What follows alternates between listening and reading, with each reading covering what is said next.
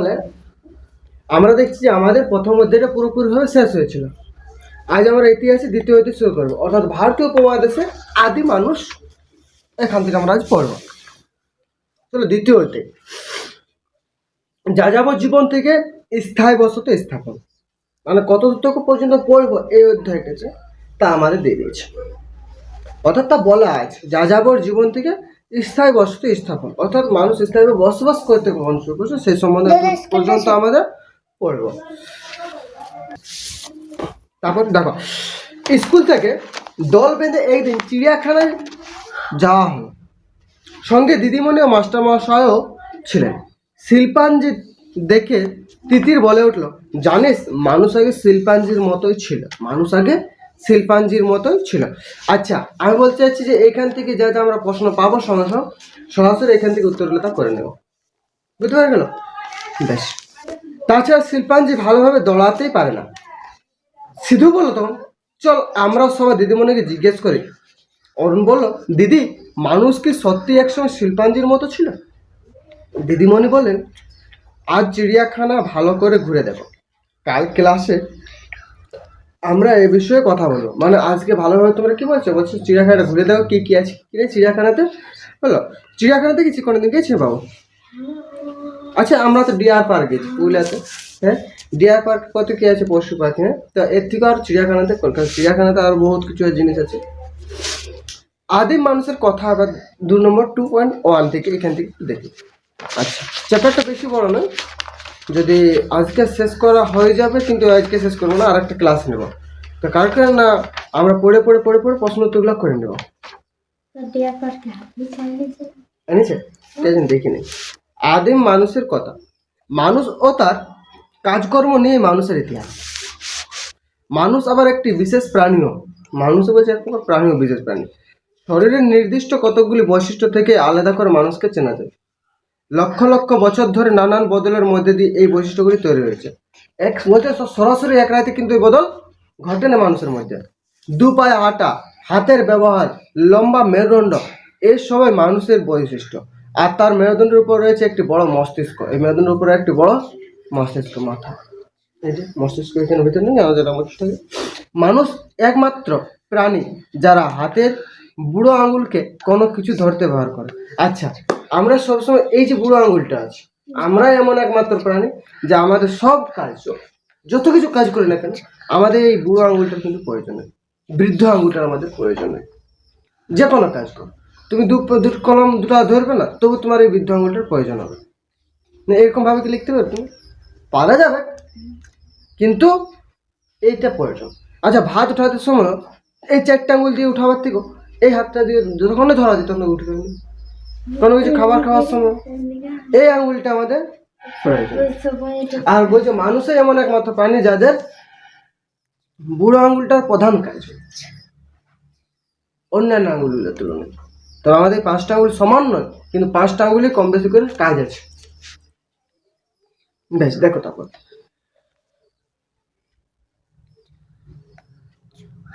লক্ষ লক্ষ বছর আগে পৃথিবীর স্থলভাগ থেকে যখন জঙ্গলে ঢাকা, স্থলভাগ ছিল যখন জঙ্গলে পুরো ঢাকা ছিল, পুরো জঙ্গল। আফ্রিকা মহাদেশের পূর্ব অংশ তেমনি ঘন জঙ্গল ছিল। সেই জঙ্গলে ঘুরে বেড়াতো বিশাল আকারে ভয়ানক বড় প্রাণী। গাছে গাছে ছিল নানা ধরনের অনেক পাখি আর বানর। কোনটাই? আফ্রিকা মহাদেশে। কোন মহাদেশে প্রথম মানুষ পাওয়া গেছে? আফ্রিকা মহাদেশের কথা এখানে বলছে। দেখো, আফ্রিকা মহাদেশের পূর্ব অংশ তেমনি ঘন জঙ্গল ছিল। সেই জঙ্গলে ঘুরে বেড়াতো বিশাল আকারের ভয়ানক সব প্রাণী। গাছে গাছে ছিল নানা ধরনের অনেক পাখি আর বানর। সেখানে এক ধরনের বড় বানর ছিল, তাদের লেজ ছিল না। সেই বানরগুলো কি ছিল না? লেজ। এদের এব বলা হয়। এদের কি বলা হতো? এব বলা হতো। এব কাদের বলা হতো? বান্দরের মতো দেখতে কিন্তু লেজ নেই যেসব প্রাণী, তাদের কি বলা হতো? এব। দেখো দেখো, অনেকদিন ধরে শিল্পাঞ্জি দেখাবো, কিন্তু মোবাইল থেকে ছবি তুলে কেমন দেখায় যদি দেখো। তো অনেকদিন ধরে আস্তে আস্তে আবহাওয়া বদলাতে থাকলো। নানা কারণে গাছপালা আগের থেকে কমে গেল, গাছে গাছে ঘুরে বেড়ানো কঠিন হয়ে গেল। ওই যে এপগুলো, যেসব প্রাণীর কথা বললাম আমাদের, সেই এপগুলো কি হচ্ছে না, গাছে গাছে ঘুরে বেড়াতে অত অসুবিধা হচ্ছে। গাছ কাটা হচ্ছে, মানে গাছ পড়ে যাচ্ছে, মরে যাচ্ছে, বুঝতে পারলে? গাছে গাছে ঘুরে বেড়ানো কঠিন হয়ে গেল। তাছাড়া আগের মতো সহজে ফলমূল পাওয়া মুশকিল হয়ে গেল। আবার দেখো, আমি শুলে থাকবো, ধরো কটা এমন গাছ থাকবে এই গ্রামে? কিছু সংখ্যক গাছ আছে, সাপোজ হলো সেই গাছগুলো ফল দিচ্ছে, হলো ফলন ওখানে কতদিন মানুষ ও সেই অ্যাপগুলো বেঁচে থাকবে, একসময় ফল শেষ হয়ে গেলে আর কি করবে ওরা?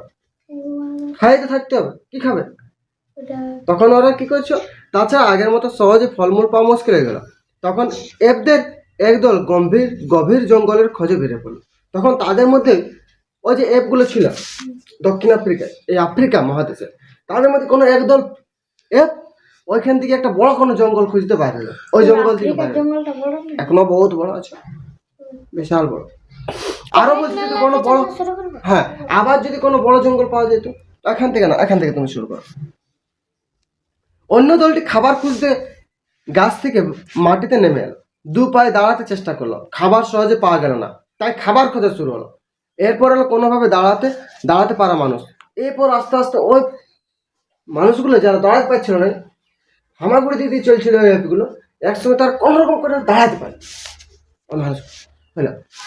এরপর এলো কোনোভাবে দাঁড়াতে পারে মানুষ, সে প্রায় 30 থেকে 40 বছর আগের কথা। এইভাবে আস্তে আস্তে অ্যাপ থেকে আলাদা হয়ে গেল মানুষ পরিবার বা হোমিনিড। মানুষ পরিবার বা হোমিনিড শুরু হলো মানুষের এগিয়ে চলা এবং নিজেকে উন্নত করা। ওই জঙ্গল থেকে যতদিন ঢুকেছিল ততদিন তো কিছু পাচ্ছিল না, সেইভাবে ওই যেভাবে পশু প্রাণীগুলো থাকতো সেভাবে ওরা থাকতো, কিন্তু ওইখান থেকে যখন বাইরে হয়ে এলো তখনই তারা কি হলো, জগৎটাকে চিনতে শিখলো, নতুনভাবে নিজেকে বাঁচার উপক্রম খুঁজে পাচ্ছে।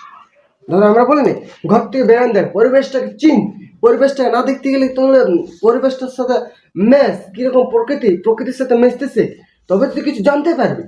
হ্যাঁ, আমরা পড়েছিলাম না যে খোলা চার দেওয়ালের ভিতরটা থাকাটাই কি নয়, সমস্ত কিছু জ্ঞান অর্জন করা যায় না, তার থেকে বাইর হতে হয়।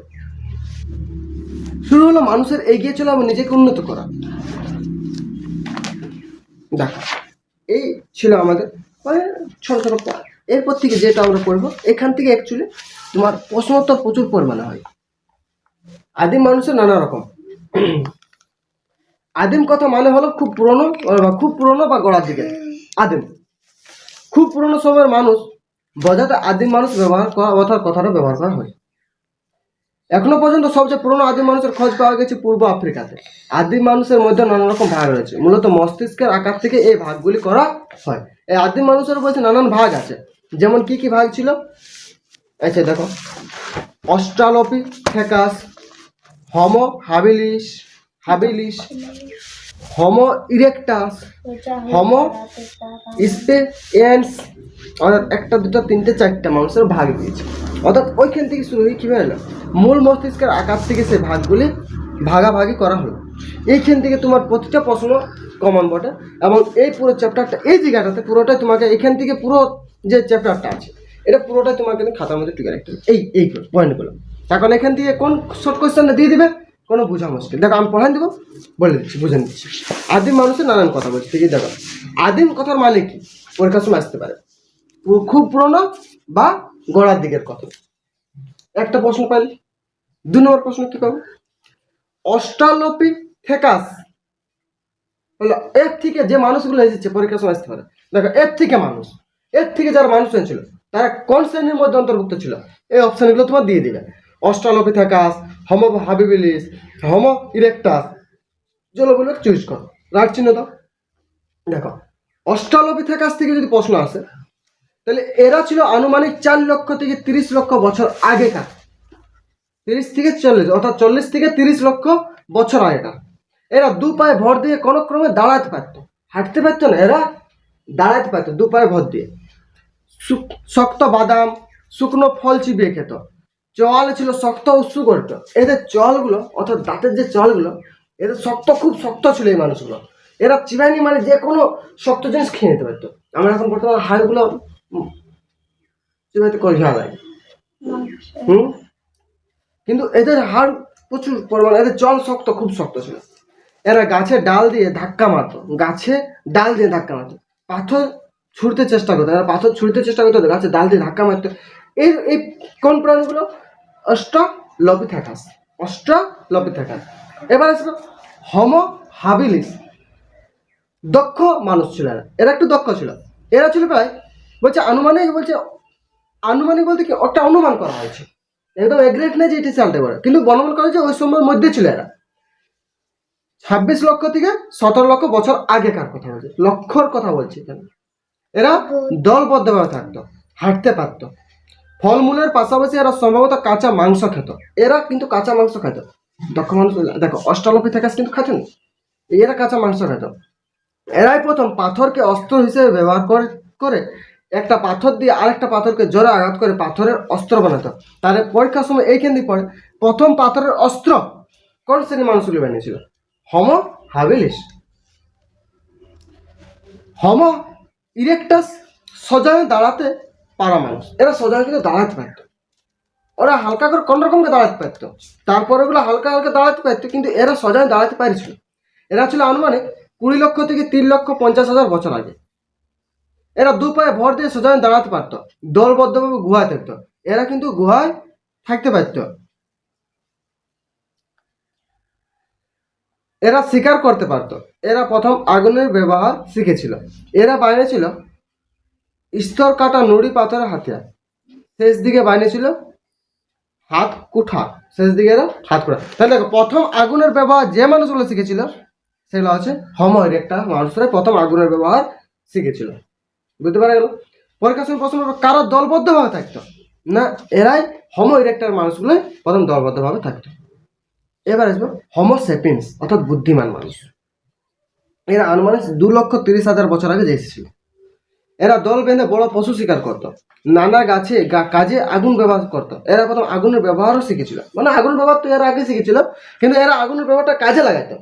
পশুর মাংস পুড়িয়ে খেত, পশুর চামড়া পড়তো, ছোট তীক্ষ্ণ ও ধারালো পাথরের অস্ত্র দিয়ে তৈরি করতে শিখেছিল এরা।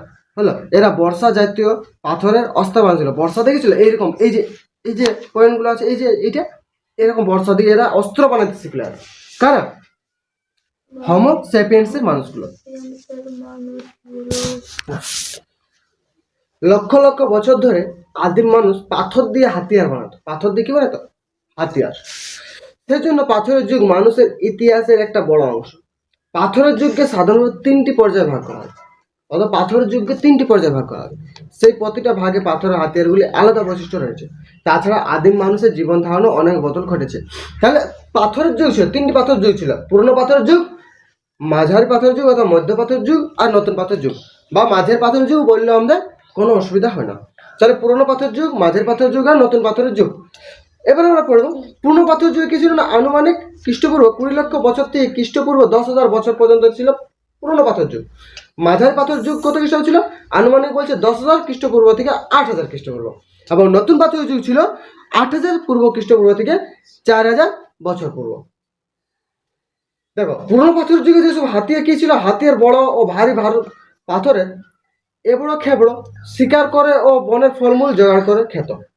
মাঝের পাথরের যুগে কি ছিল, হাতিয়ার পাথর ছোট হালকা ও ধারালো হতো। সেগুলো আস্তে আস্তে একটু ছোট হলে এবং ধারালো শিকার করে ও বনের ফলমূল জোগাড় করে পাশাপাশি পশুপালন শুরু হয়। এবং নতুন পাথরের যুগে কি হয়েছে না, হাতিয়ার অনেক হালকা ও ধারালো, অনেক হালকা এবং ধারালো হতে লাগলো। পাথর দিয়ে বানাচ্ছে, এরকম বর্ষা বানাচ্ছে কিন্তু একদম পাথর ছুঁচো করে নিয়ে, এবং হালকা হচ্ছে। নানা রকমের হাতিয়ার পশু পালন ও কৃষিকাজ শুরু হয়। মাটির পাত্র বানানো শুরু হয় পুরনো পাথরের যুগে, সরি নতুন পাথরের যুগে। আচ্ছা এবার পুরনো পাথরের যুগে কি হচ্ছে না, খোলা আকাশের নিচে কখনো বা গুহা থাকতো।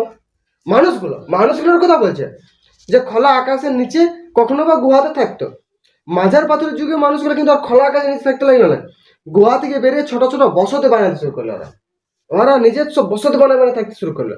ধর আমি এই গ্রামটাতে কোনো মানুষগুলো সে ছিল, কিন্তু ওরা কোনো থাকার ঠিকানা নেই। তখন ওরা কি করবে, ওরা নিজস্ব কোনো কিছু বানিয়ে নেয়, মানে খোলা আকাশের নিচে ঘুমাবে, তা কিন্তু তারা ছিল না মাঝের পাথর যুগে। এবং নতুন পাথরের মানুষগুলো কেমন ছিল না, যাযাবর জীবন ছেড়ে একটা অঞ্চলে জনবসতি যাযাবর জীবন থেকে একটা অঞ্চলে বসতে, অর্থাৎ নিজের থেকে। তাহলে আমরা এখন এক নজরে যে 3টি পাথরের যুগ পড়লাম, পুরনো পাথরের যুগ, মাঝের পাথরের যুগ আর নতুন পাথরের যুগ, তাহলে কি কি বদল দেখা গেছে মানুষদের মধ্যে, সেই সময়ের মানুষগুলোর মধ্যে, তা আমরা এখান থেকে দেখতে পেলাম। এবার আমরা দেখব আগুনের ব্যবহার শেখে। আগুন জিনিসটা কিভাবে ওরা আগুনটা এলো, মানুষদের মধ্যে আগুনের ব্যবহার কিভাবে এসেছিল সেটা দেখে। আগুন ব্যবহার করতে শেখা মানুষদের ইতিহাসে খুবই একটু জরুরি একটা বিষয়। অন্য সব প্রাণী আগুনে ভয় পায়, আমরা সব জানি যে অন্যান্য যেসব প্রাণী হাতি, ভালুক, বাঘ, সমস্ত প্রাণী আগুনকে কি পায়, খুব ভয় পায়। প্রাণীদের মধ্যে মানুষই একমাত্র আগুন জ্বালাতে ও ব্যবহার করতে শেখে। যদি প্রাণীদের মধ্যে বলা হয় তাহলে মানুষই একমাত্র কি আগুন ব্যবহার করতে, জ্বালাতে হলে এবং ব্যবহার করতে শিখলো।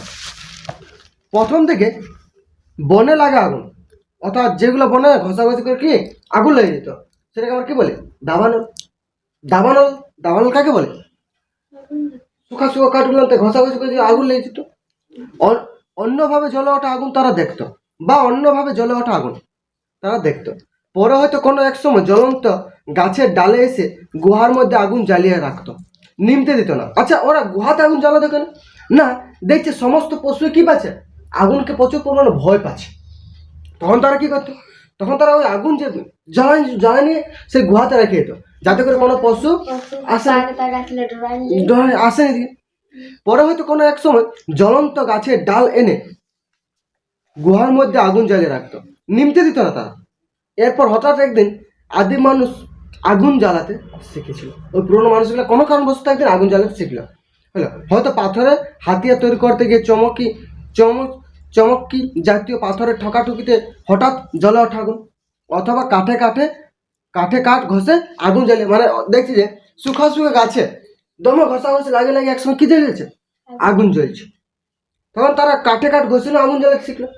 আবার ধরো তারা কোনো কারণবশত এই যে পাথর, আমরা দেখছি যে পাথর যে হাতিয়ার বানাচ্ছে মানুষগুলো, তো হাতিয়ার বানাতে কোনো কারণবশত যখন ঠকাঠুকি লাগছে, তখন দেখছি একটা চমকি জ্বলছে না, ঠিক করে ওঠে, হ্যাঁ, তো দেখছি আগুন জ্বলছে। সেইখান থেকে ওরা আগুন জ্বালাতে শিখলো সেই সময় মানুষগুলো। কিন্তু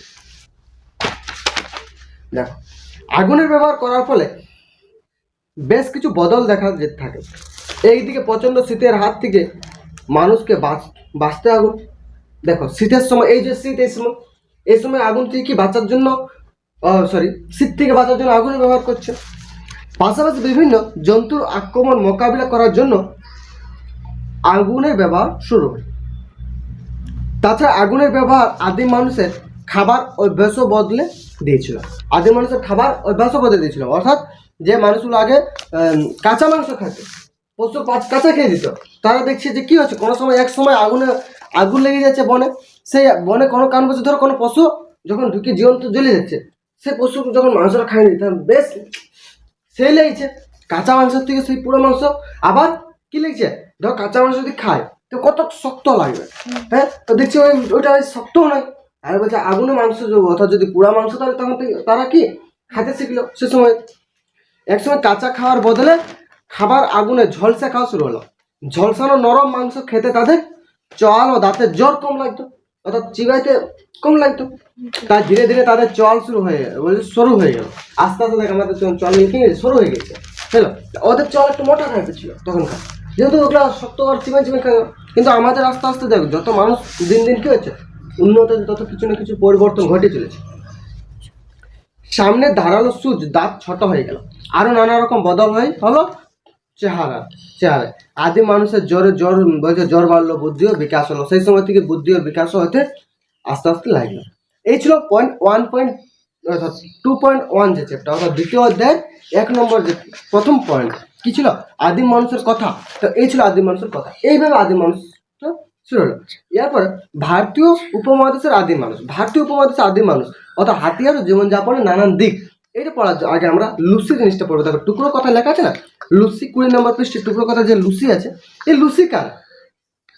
লুসি জিনিসটা কি? খুব ইম্পর্টেন্ট, খুবই ইম্পর্টেন্ট। দেখো, আফ্রিকা মহাদেশের ইথিওপিয়ায় হাদার নামে একটা জায়গা আছে। ইথিওপিয়ায় হাদার নামে, সেখানে 1974 খ্রিস্টাব্দে একটা অস্ট্রালোপিথেকাসের কঙ্কালের কিছু অংশ পাওয়া গেছে। অস্ট্রালোপিথেকাস মানে প্রথমের মানুষগুলো, ওই এর থেকে যারা মানুষ অস্ট্রালোপিথেকাস, সেই মানুষের একটা কঙ্কাল পাওয়া গেছে ওই কয়েক বছর আগে থেকে, আজ থেকে প্রায় কিছু বছর আগে, দেখ 1974, মানে কিছু বছর আগে। কঙ্কালটি প্রায় 30 লক্ষ বছর আগের একটি ছোট মেয়ে। বল, হ্যাঁ, এখনো মাটি করতে গেলে হাড় পাওয়া যায়। হ্যাঁ, তুমি এখানে লিখতে পারো, লেখো, ওখানে তুমি লেখো। হ্যাঁ, এখনো পাওয়া যায়। তাহলে কিন্তু সেই দেখ, কঙ্কালটি প্রায় 30 লক্ষ বছর আগের একটি ছোট্ট মেয়ের কঙ্কাল। কঙ্কালটির নাম দেওয়া হয়েছিল লুসি। লুসির মস্তিষ্ক অন্যান্য প্রাণীর তুলনায় বেশ বড় ছিল, যদিও ধীরে ধীরে আদিম মানুষের মস্তিষ্ক আরো বড় হতে থাকে। আদিম মানুষের মস্তিষ্ক আরো বড় হতে থাকে, কিন্তু তার থেকেও বড় ছিল কি লুসির মস্তিষ্কটা। তাহলে লুসিটা কি বলছে? লুসিটা ছিল প্রায় আজ থেকে প্রায় 32 লক্ষ বছর আগের একটি ছোট্ট মেয়ে। কোথাকার বটে এটা? দক্ষিণ আফ্রিকা মহাদেশের এথিওপিয়ার হাদার নামে একটা জায়গা আছে। সেখানে 1974 খ্রিস্টাব্দে একটা অ্যাস্ট্রোলপিথেকাসের কঙ্কালের কিছু অংশ পাওয়া গেছে। কঙ্কালটি প্রায় 30 লক্ষ বছর আগে একটি ছোট্ট মেয়ে। কঙ্কালটির নাম দেওয়া হয়েছিল লুসি। সেই কঙ্কালটার নাম কি দেওয়া হয়েছিল? লুসি। লুসির মস্তিষ্ক অন্যান্য প্রাণীর তুলনায় বেশ বড় ছিল, যদিও ধীরে ধীরে আদিম মানুষের মস্তিষ্ক আরো বড় হতে থাকে। দেখো, লুসিকে প্রথম কোথায় পাওয়া গিয়েছিল? দক্ষিণ আফ্রিকা। এটা কোন প্রাণীর মধ্যে অথবা মানুষের মধ্যে কোন শ্রেণীর মধ্যে পড়তো? এথিওপিয়া দ্বারা অস্ট্রেলোপিথেকাসের। আফ্রিকার মধ্যে তো কোথায় পাওয়া গিয়েছিল সেটা? না, এথিওপিয়ার হাদার নামে একটা জায়গা। কত খ্রিস্টাব্দে পাওয়া গেছিল? 1974 খ্রিস্টাব্দে। লিখে নেবে, আমি তো বলে দিলাম প্রশ্নগুলো সব লিখে দিতে পারবো, সব নেই। এবার কিছু নিজের থেকে লেখ। চলো, আমরা 2.2 আসবো, আমি লিখে নেবো, বাদে করে লিখবো। 2.2 ভারতীয় উপমহাদেশে আদিম মানুষ অর্থাৎ হাতিয়ার ও জীবনযাপন নানান দিক পড়বে আমরা। এটা আগের দিন পড়বো, আজ দিন। নেক্সট পেরাতে এই 2.2 পড়া শুরু করবো।